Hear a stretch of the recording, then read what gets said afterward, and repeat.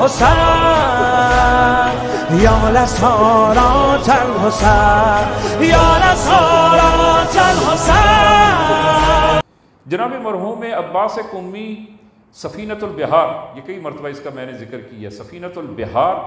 پوری بہار 110 جلدیں ہیں، 100 وہ بہار الانوار کی مرحوم جناب مجلسی کی کتاب جو ہے وہ 110 جلدوں پر مشتمل بہار ہے۔ اس کا خلاصہ کیا ہے 25 جلدوں میں جناب مرحوم شیخ عباس قمی، جن کی یہ مفاتیح الجنان ہے۔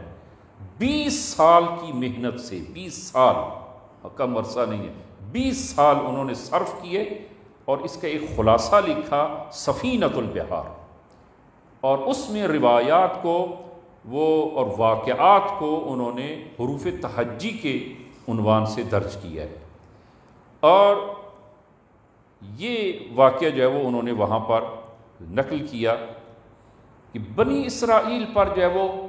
کہ بنی اسرائیل کی قوم پر عذاب آیا، اور اس بنی اسرائیل میں شخص جو ہے وہ بالآخر کچھ نیک لوگ بھی تھے اس دور میں، یعنی قبل اسلام کی بات کر رہے ہیں، تو بنی اسرائیل میں خوب نیک لوگ بھی موجود تھے، یہودیوں میں تھے، اور البتہ یہودی کم مسلمان ہوئے ہیں۔ رسول خدا جب مدینہ میں تشریف لائے ہیں تو یہودی البتہ مسلمان ہوئے ہیں چند ایک، مسیحیوں کی نسبت یہودی بہت کم مسلمان ہوئے ہیں، اکثریت نے انکار کر دیا، لیکن کچھ ایسے افراد تھے جو حقیقت پسند تھے، اور انہوں نے جب واقعیت اور حقیقت کو دیکھا کہ آخری نبی ہیں اور علامات بھی موجود ہیں، ایمان لے آئے۔ جناب عبدالسلام جیسے افراد جو ہے وہ یہودی تھا، جناب عبدالسلام مسلمان ہو گئے۔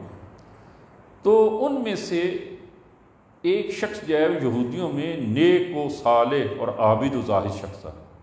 اور اس عذاب میں وہ بھی اس عذاب میں مبتلا ہو گیا،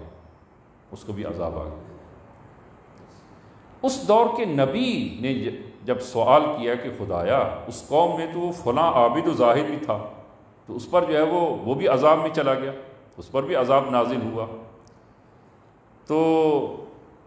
جناب مرحوم محدث قمی نے اس واقعے کو نطف نون کے باب میں کہ نطف ریشہ،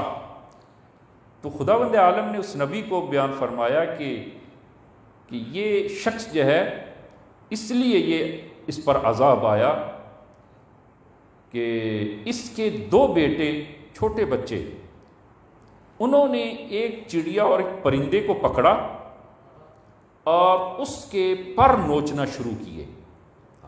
اس نے پر نوچنا شروع کی بچوں نے، اور یہ نماز عبادت میں مشغول تھا، اور اس نے دیکھا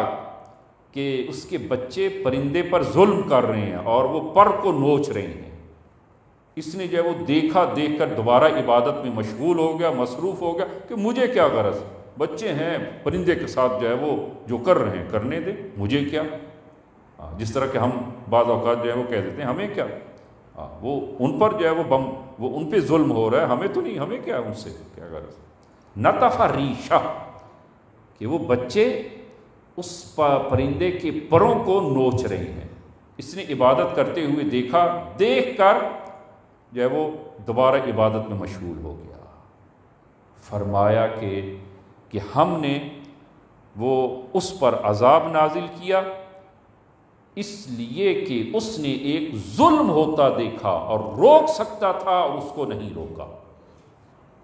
ہم نے اس پر عذاب نازل کیا۔